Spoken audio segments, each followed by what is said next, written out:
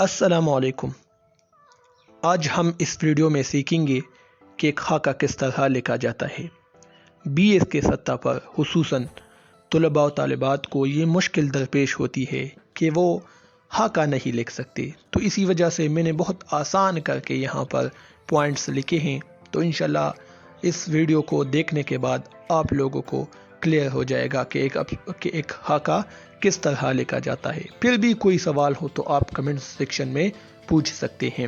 خاکہ یہ وہ خاکہ نہیں جو کسی کا اڑایا جاتا ہے، اور وہ خاکہ بھی نہیں ہے جو کسی کی شخصیت پر لکھا جاتا ہے، جس طرح کہ ڈپٹی نذیر احمد کی شخصیت پر مرزا فرحت اللہ بیگ نے لکھا ہے۔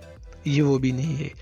یہ خاکہ ہے جس کو ریسرچ پرپوزل کہتے ہیں یا سائناپسس۔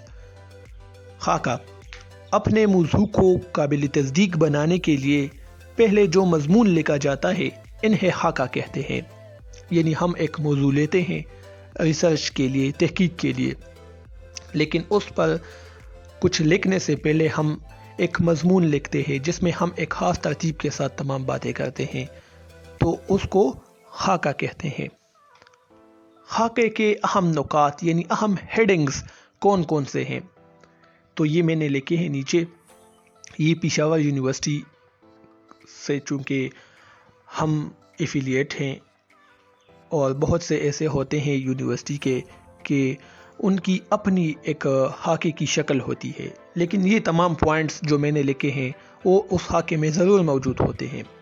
تو سب سے پہلے سرورق، جس کو ہم ٹائٹل پیج کہتے ہیں، یہ ہوتا ہے، یہ خاکے کا پہلا صفحہ ہوتا ہے۔ یہاں پر موضوع کا نام، اپنا نام اور رول نمبر، اور ساتھ میں اپنے نگران کا نام اور ان کا پیشہ وغیرہ لکھے جاتے ہیں۔ کہاں پر؟ ٹائٹل پیج پر۔ پھر اگلا ہیڈنگ ہے اقرار نامہ۔ اقرار نامہ یہ جو مقالہ نگار ہے، جو اسٹوڈنٹ ہے، تحقیق کرنے والا ہے، وہ یہاں پر اقرار کرتا ہے کہ میں اس پلانے کالج کا یا پلان یونیورسٹی کا اسٹوڈنٹ ہوں، یہ میرا رول نمبر ہے اور یہ میرا نگران ہے، اور میں جس موضوع پر میں تحقیق کر رہا ہوں یہ منفرد موضوع ہے، کسی نے آج تک اس پر کام نہیں کیا، اور میں نے اس تحقیق کو کرنے میں کسی پلیجرزم سے سرکے سے کام نہیں لیا، یہ میری خود کی محنت ہے۔ یعنی ایک طرح کا اقرار کیا جاتا ہے اقرار نامے میں، اور آخر میں پھر دستخط کرتے ہیں۔ پھر اگلا ہیڈنگ ہے تصدیق نامہ۔ تصدیق نامہ یہ نگران کا کام ہوتا ہے، وہ یہ اس بات کی تصدیق کرتے ہیں نگران کہ یہ اسٹوڈنٹ ہمارے ہاں پڑھتا ہے، یہ رول نمبر ہے، اور انہوں نے جو موضوع لیا ہے بالکل ٹھیک موضوع ہے اور اس پر باتیں ہو سکتی ہے وغیرہ وغیرہ، یہ نگران کا کام ہے، اور نیچے پہ وہ اپنا دستخط کرتا ہے۔ پھر فہرست یعنی جتنے بھی خاکے کے ہیڈنگز ہیں نیچے ہم پڑھیں گے، آئیں گے آہستہ آہستہ، تو ان تمام کی ایک فہرست ہم بنا لیتے ہیں آغاز میں، اور پھر ترتیب کے ساتھ ان پر لکھنا شروع کرتے ہیں خاکے میں۔ تو فہرست تو یہ ہے۔ فہرست میں پہلے ہم لکھتے ہیں موضوع کا تعارف۔ دیکھیں یہاں پر لکھا ہے موضوع کا تعارف۔ یہاں پر جو بھی موضوع تحقیق کے لیے منتخب کیا گیا ہے اس کا تعارف پیش کیا جاتا ہے۔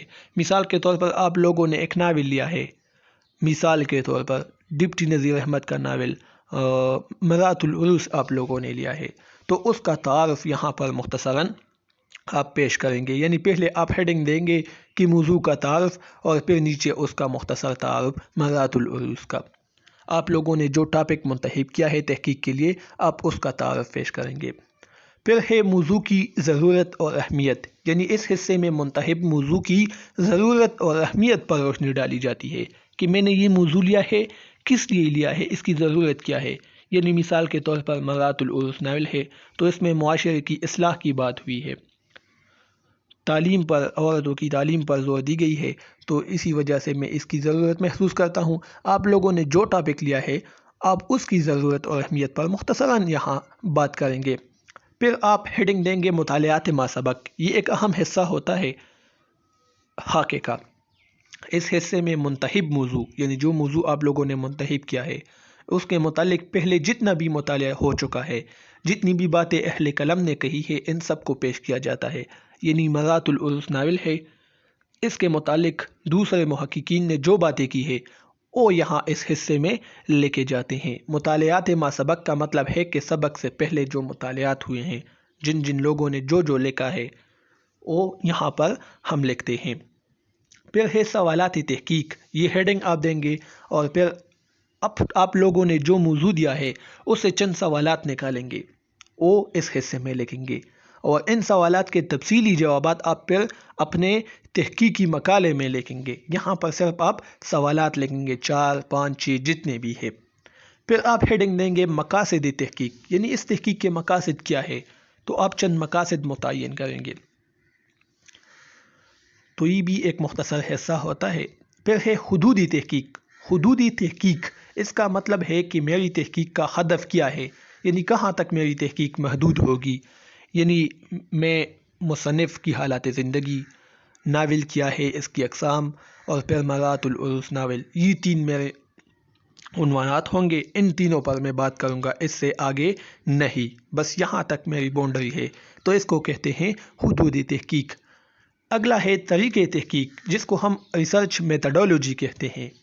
اس حصے میں تحقیق کرنے کا طریقہ کار پیش کیا جاتا ہے، یعنی کس طرح تحقیق ہوگی، یعنی تحقیق معیاری ہوگی یا مقداری ہوگی۔ مقداری کا مطلب ہے گننا، تحقیق کی یہ ایک قسم ہے جس میں چیزوں کو گنا جاتا ہے، اس کو مقداری تحقیق کہتے ہیں۔ مثال کے طور پر آپ کے کالج کی لائبریری ہے، آپ وہاں جاتے ہیں، ان تمام کتابوں کو گنتے ہیں اور پھر اس کی ایک فہرست بناتے ہیں، تو وہ جتنی بھی کتابیں ہیں آخر میں آپ ایک اس کی رزلٹ نکالتے ہیں، تو یہ مقداری تحقیق ہوگی، یعنی مقداری تحقیق جس میں چیزوں کو گنا جاتا ہے۔ دوسرا ہے معیاری، یعنی جو مطالعہ کیا جاتا ہے ڈیپلی، گہرائی سے جو مطالعہ ہوتا ہے اور اس پر جو ہم تحقیق کرتے ہیں، تو اس کو پھر ہم معیاری تحقیق کہتے ہیں، کوالٹیٹیو ریسرچ، اور مقداری کو کہتے ہیں کوانٹیٹیو، کوانٹیٹی یعنی مقدار، گننا۔ اس طرح بیانیہ تحقیق ہوگی یا تجزیاتی تحقیق ہوگی، تو یہ تمام باتیں آپ یہاں پر لکھیں گے، اور اس حصے میں ان ذرائع کا بھی ذکر کیا جاتا ہے، ان سورسز کا بھی ذکر ہوتا ہے جن سے مدد لے کر تحقیق کو انجام تک پہنچایا جاتا ہے، یعنی جن سے مدد لے کر تحقیق کو میں آگے بڑھاؤں گا۔ مثلا کتابوں سے میں مدد لوں گا، اخبارات سے، رسائل سے، اور انٹرنیٹ پر جو مواد ہے، مختلف سائٹس ہیں، ان سے میں مدد لوں گا، تو ان تمام کو کہتے ہیں ریسرچ میتھڈولوجی۔ تو یہ تمام باتیں آپ اپنی خاکے میں کریں گے۔ پھر آخر میں آپ دیں گے ابواب بندی۔ ابواب بندی یعنی باب بنائیں گے، جس طرح کتاب ہوتی ہے نا، باب نمبر 1 میں یہ باتیں ہیں، باب نمبر 2 میں یہ ہے، باب 3 میں یہ، تو اسی طرح آپ لوگ بھی کتاب کی شکل کی طرح ابواب بنائیں گے، 3 بناتے ہیں، 4 5، آپ لوگوں کی مرضی ہے۔ یعنی باب نمبر 1 پھر کہیں گے کہ ناول کیا ہے اور اس کی اقسام، پھر آپ لکھیں گے باب نمبر 2 مصنف کی حالات زندگی، ڈپٹی نذیر احمد کی حالات زندگی، مثال کے طور پر میں کہہ رہا ہوں۔ پھر آپ لوگ کہیں گے کہ باب نمبر 3 مرات العروس کی کردار نگاری۔ تو اس طرح کے 4 5 باب آپ لوگ بنائیں گے اپنے موضوع کے مطابق، اور آخر میں پھر کتابیات اور حوالہ جات کا ذکر آپ کریں گے، یعنی جن جن کتابوں کو آپ لوگوں نے پڑھا ہے ان کے حوالے آپ نیچے دیں گے، ٹھیک ہے۔ حوالہ جات آپ دیں گے کہ میں نے اس کتاب سے یہ حوالہ اٹھایا ہے، اور یہ اس کا صفحہ ہے، یہ اس کے مصنف ہے، اور اس کی سن اشاعت یہ ہے، یعنی اس سن میں یہ شائع ہوئی یہ کتاب۔ اسی طرح اگر آپ لوگوں نے انٹرنیٹ سے حوالہ لیا ہے تو انٹرنیٹ کا حوالہ دیں گے، اخبار سے لیا ہے تو اخبار کا حوالہ دیں گے، تو اس میں مختلف حوالہ جات کا ذکر ہوتا ہے۔ تو امید ہے آپ لوگوں کو سمجھ آ چکی ہوگی۔ اگر پھر بھی کوئی سوال ہو تو آپ لوگ کمنٹ سیکشن میں پوچھ سکتے ہیں۔ اب مجھے اجازت دیجیے، اللہ حافظ۔